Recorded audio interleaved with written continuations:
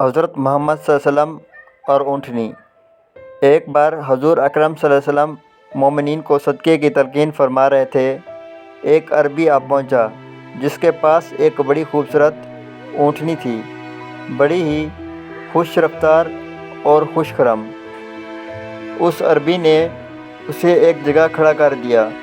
سحری کے وقت جب حضور اکرم صلی اللہ علیہ وسلم گھر سے نکلے تو یہ اونٹنی فصیح و بلیغ انداز میں پڑھ رہی تھی۔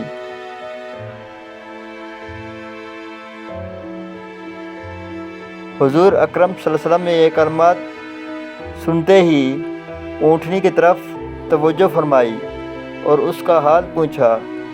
آپ صلی اللہ علیہ وسلم اونٹنی کی باتیں سن کر بہت خوش ہوئے اور اس کی طرف زیادہ التفات فرمانے لگے اور اس کا نام اصباح رکھا۔